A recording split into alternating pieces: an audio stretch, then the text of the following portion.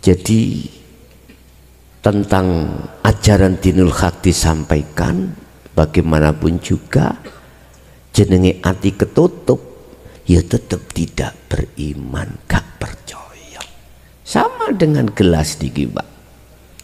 Anggap aja gelas ini kosong, ada tutupnya, kasih air, bisa masuk enggak? Enggak bisa, menolak. Nah, ada golongan-golongan yang seperti ini, dan itu tidak hanya di luar Islam secara syar'i, tapi di dalam tubuh umat Islam sendiri juga terjadi seperti ini.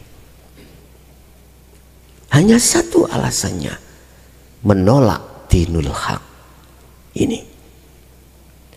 Akhirnya apa? Ilmu tentang petunjuk bil huda wa dinil haq disampaikan, maka dituduh keluar dari akidah. Biasa, nggak apa-apa. Wong wuto mlaku ketatap cagak, biasa. Ya, yo maklumono sebab tidak tahu di depan ada cagak. Yang jenengan sing melek iku nuntun atau setidaknya kasih tahu, Pak, di depan Anda itu ada cagak, Pak. Jangan teruskan. Nah, kasih tahu. Tapi namanya orang, ada yang mau dikasih tahu, ada yang tidak menerima. Loh, aku itu sudah paham. Terus ketabrak tenan, sungguh ketabrak. Ya jejek ono ae wong kaya ngono kuwi. Iki namanya orang dengkal. Tahu dengkal? Apa dengkal bahasa Indonesia ini? Dengkal. Wangkot termasuk dengkal itu lho Pak, apa? Bahasa Indonesia dengkal. Kandanannya tidak mau gitu loh.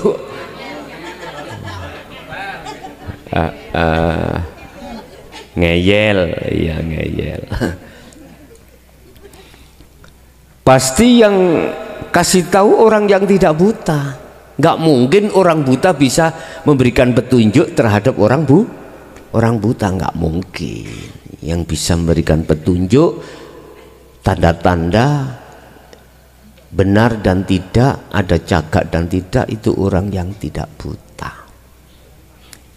Mula sangka kuwi, oleh karena itu tidak masuk di akal orang buta bisa sampai pada tujuan, walaupun yang menuntun orang 100 buta semuanya, nggak bisa. Cukup orang satu yang tidak buta pasti bisa sampai tujuan. Satu ini Syekh Ibnu Athaillah menggolongkan ahli hijab. Niki ahli hijab disebut sebagai ahli hijab.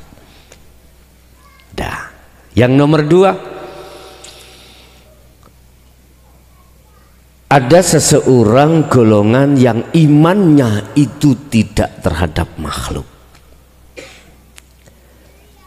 Imannya itu murni hanya pada Allah, yang kumaksud bukan nama.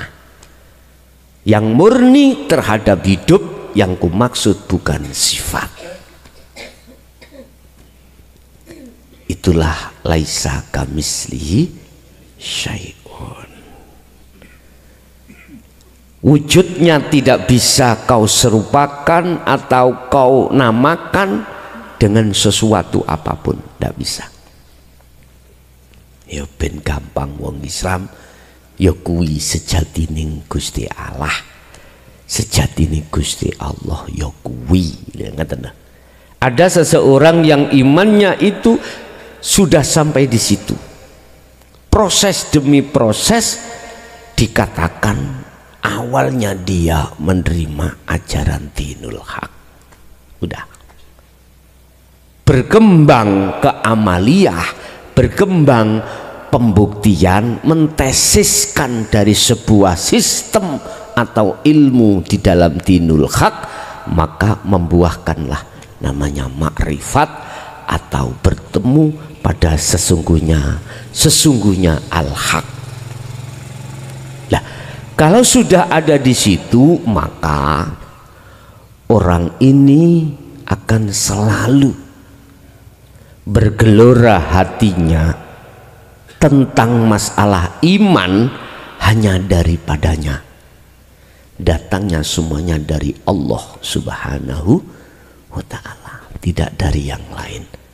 Akhirnya cocok dengan satu ayat bahwasanya selain Allah tidak bisa mendatangkan manfaat dan mendatangkan mudarat. Nah, paham.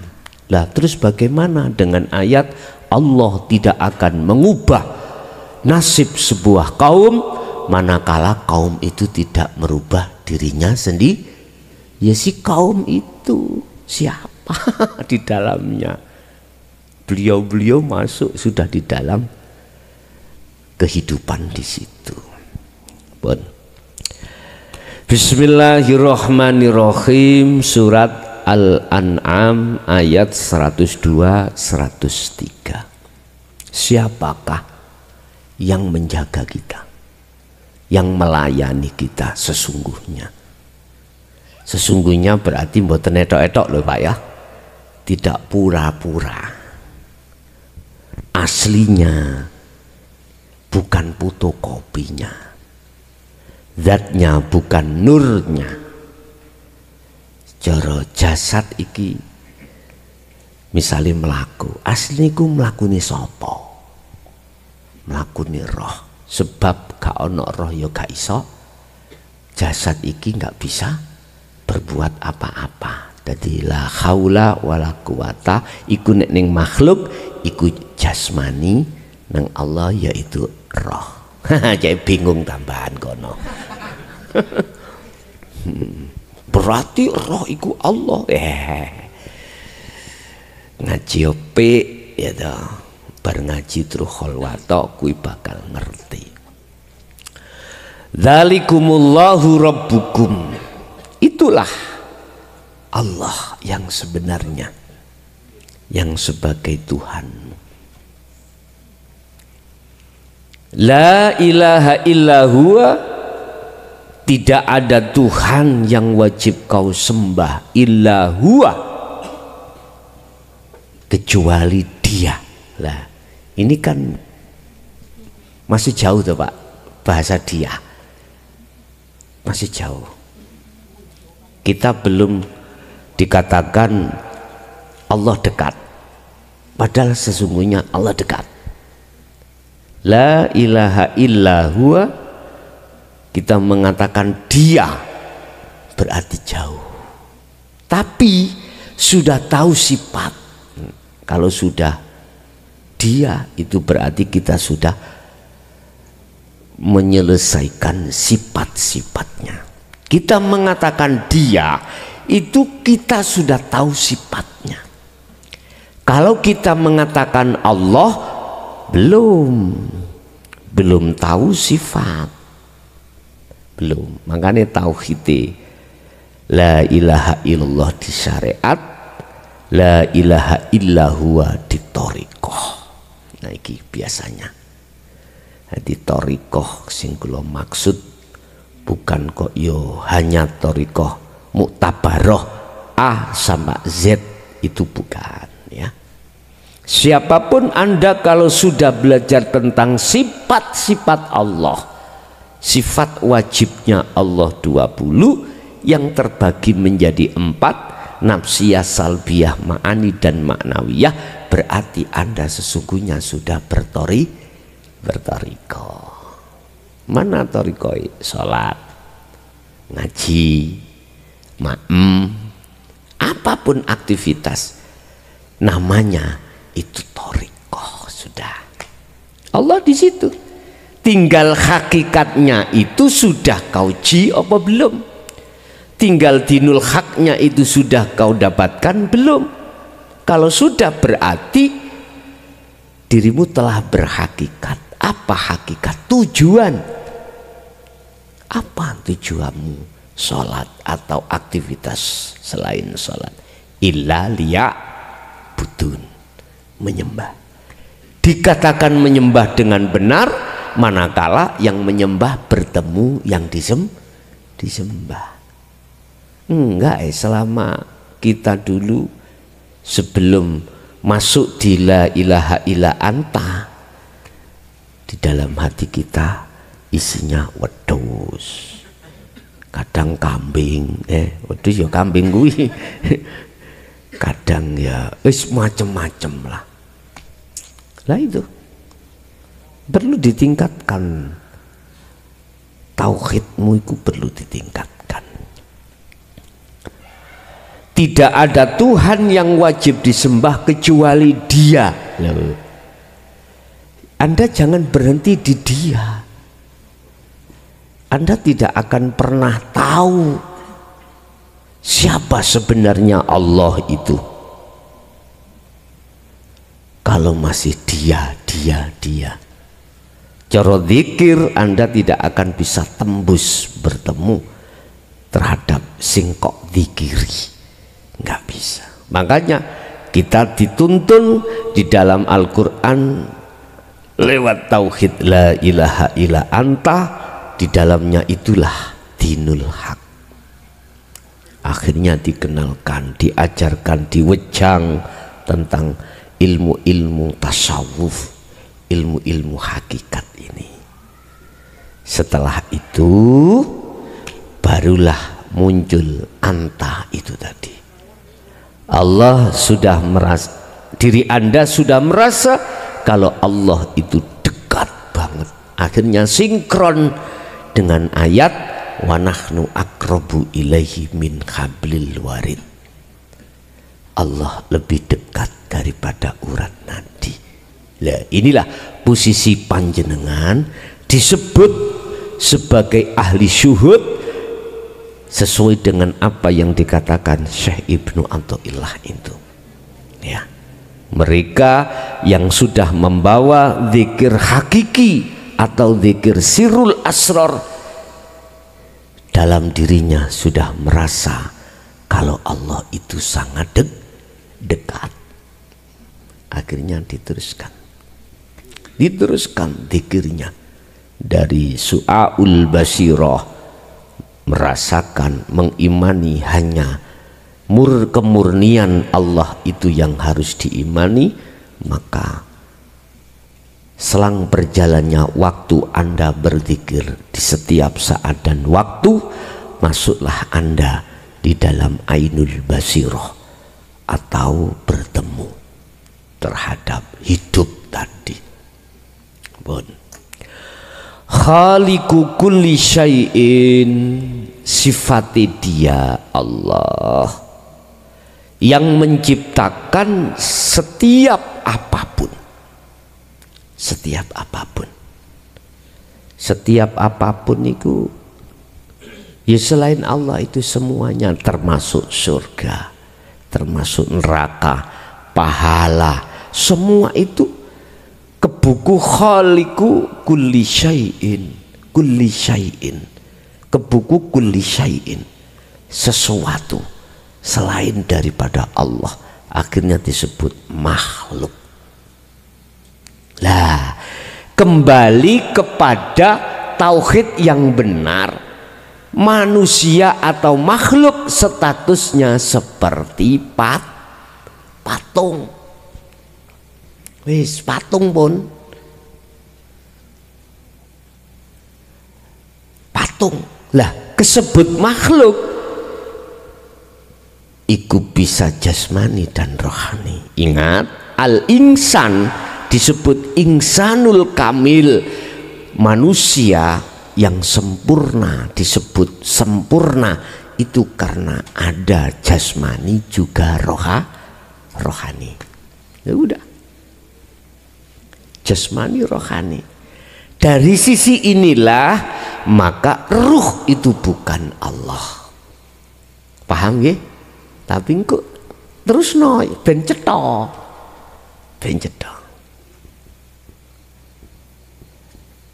Lah, ketika saat jenengan sudah meneruskan mengenal dalam diri ruh sampean ini, maka Ruh adalah sebagai majasnya Allah. Majas, apa majas? Kata ganti. Majas iku salah tapi bener. Majas. Pak kali ini milih, ya milih kali ini.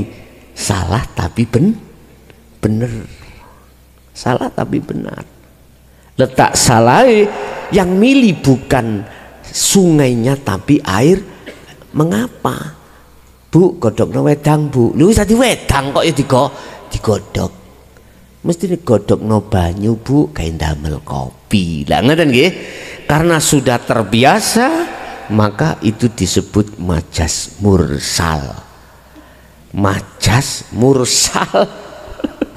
Ya, bukan mursid lho, mursal. Bapak Ibu gak apa-apa, tapi ya apa-apa. Ngoten niku. Kalau kau sudah menyatakan dirimu itu adalah patung, kulli syai'in, dirimu itu makhluk, ya fa'budu. Etika makhluk kewajibannya hanyalah menghadap menyembah pada Allah. Huwa itu tadi. Menyembah. Arti menyembah, mohon maaf,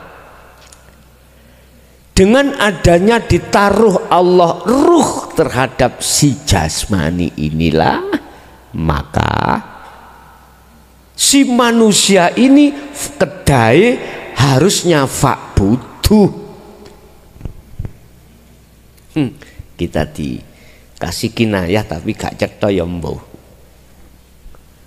Ngene iki.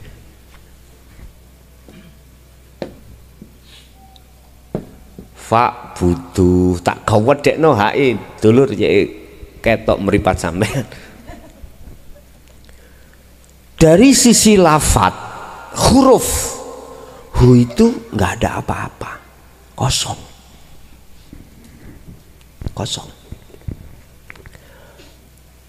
Hak niki lho Pak, fa'budu isine hu dhamire iku kan Allah. Lah ngoten nggih, Allah. Tapi bukan Allah tulisan, Bos. Bukan Allah nama, Bos. Disuwendir kita dari sisi lafat huruf. Apa hu iku kok kosong ya? Kok gak nang kene ana gambare sepeda motor ngono lho. Ayo, apa ayo? Kok gak ana motoni kan? Resik sik kosong blong. Itu kalau boleh saya urai ya. Tatkala di dalam hatimu sudah tidak ada selain urip, selain cetha. Itulah maksudnya sembahmu iku bener. Fa'budu nyembah sira kabeh hu ing Allah iku bahasa ucapan, Bos. Prakteke ruhaniyahmu itu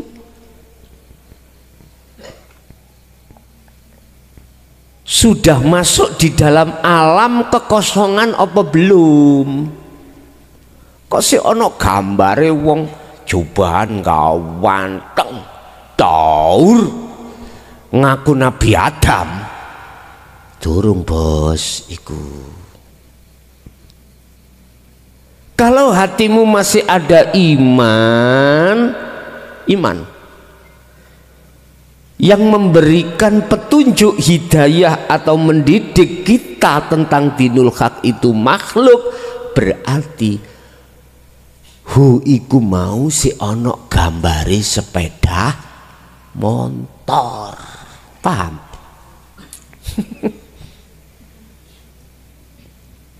Wis paling mentok lah.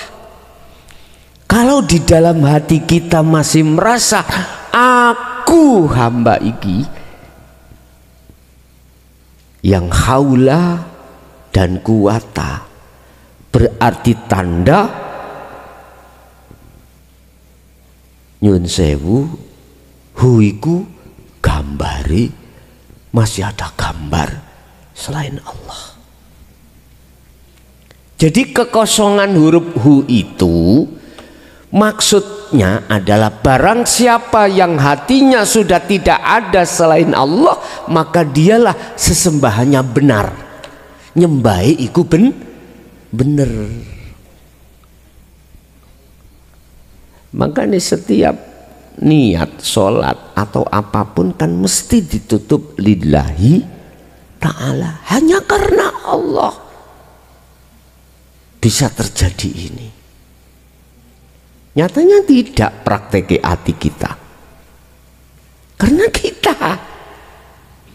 berarti kita telah merampas sifat sejati ini gesang haula kuwata iku. Bapak Ibu, kembali kepada keterangan fakbutuh. Tidak ada Tuhan yang wajib kau sembah kecuali Dia.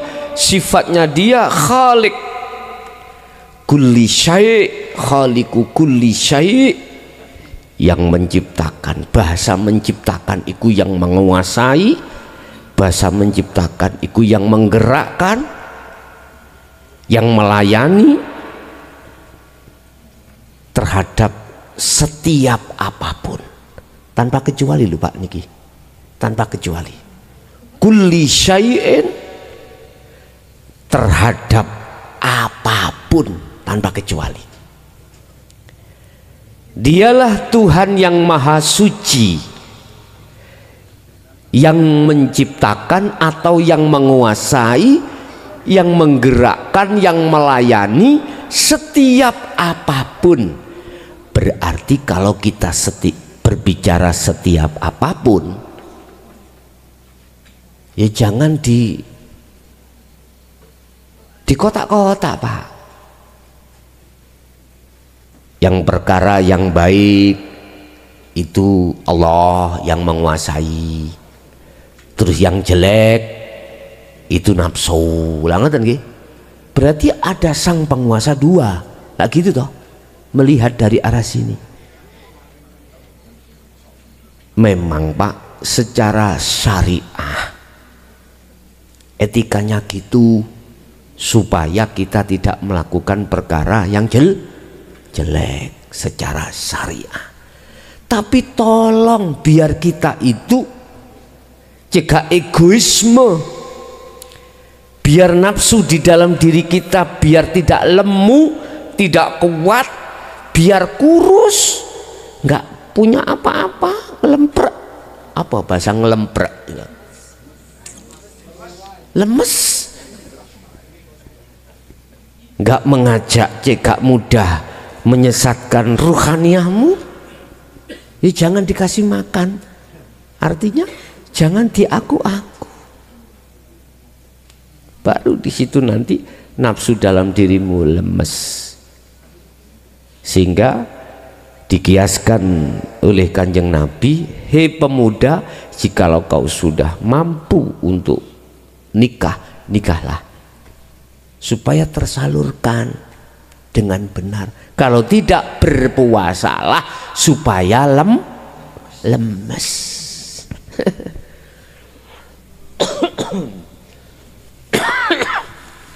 Supaya lemes. Ternyata yang dimaksud lemes itu duduk lemes Mbah Toha, duduk lemes nafsu dalam dirimu lho bos. Ngoten lho karepe. Cegak ngaku-ngaku wae. Cegak merampas bajunya Allah, yaitu haul kuwata kuwi mau. Dah. Wahwa lan khali utawi Allah iku ala kulli syai'in qadir, ing atase saben-saben suci iku wakilun. pemelihara. Yes. Berarti apapun ya Pak, kulli syai'in, ini tanpa kecuali. Baik yang kita lihat orang yang melakukan perkara yang hak secara syariat benar dan jelek secara syariat, berarti di situ sang pemelihara, sang penggerak itu adalah Allah. Niki nggih, nek tauhid anyar-anyaran lagi ngapunten ya, anyar-anyaran ono tauhid anyar. Tauhid ya kan biyen yo lawas, Pak. Ndak, maksud kula kalau kita lagi mengenal tentang dinul haq bingung, Pak. Si bingung. Karena kita sudah kadung ke doktrin bagus sangka Allah, jelek dari nafsu. Si bingung, ya nggak apa-apa. Selamat menikmati kebingunganmu. Makanya tadi saya katakan, roh itu adalah majasnya Allah. Boleh saya katakan roh itu Allah, boleh. Nah, bingung mana iki? Wis, aku ngaji nang Jabar, nang Malang tambah ngeluh. Sita nggak apa-apa ngeluh sih, nanti nek wis ketemu asli nih mboten ngeluh kok, mboten. Wa huwa ala kulli syai'in wakilah, dan dialah satu-satunya ya sang pelayan. Sebab begini, iman ahli syuhud itu tidak melihat makhluknya yang melayani, tidak makhluknya yang memiliki haul dengan kuwata, haula wa kuwata, ndak. Pandangan ahli syuhud imannya itu jatuhnya di wilayah makrifat Allah, melihat Allahnya, bukan Allah nama yang ku maksud. Jatuhnya di situ. Lah ahli hijab jatuhnya terhadap makhluknya. Inilah perbedaannya, Pak. Mengapa demikian? Karena kita yang sebagai ahli hijab, orientasi kita iman dari akal. Kita ahli syuhud, orientasinya dari hati. Imannya itu dari rasa. Coba satu saja mengomentari tentang kulli syai'in ya, Yun Sewu. Ini perkara bagus apik sih wis maklum. Sekarang saya kasih perkara yang jelek. Apakah itu maksiat? Apakah itu bala? Contoh, kita menaruh sepeda di pasar, kita tinggal belanja, ada curanmor, pencuri. Pasalnya pinten Pak niku? Nyolongi niku siang, beda dengan mencurinya malam. Pasalnya beda. Pencuri itu bisa berjalan memegang sepedamu, mengkoncite, nyetater, bruet. Coba kalau di situ Allah tidak ada di situ, sang penggerak, bisakah si pencuri makhluk itu dengan sendirinya melakukan? Gak bisa.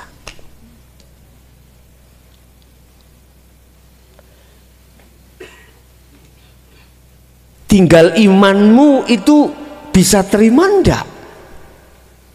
Jikalau tanpa adanya Allah, sang pemelihara atau sang penggerak di sini ini, tinggal imanmu melihat siapa.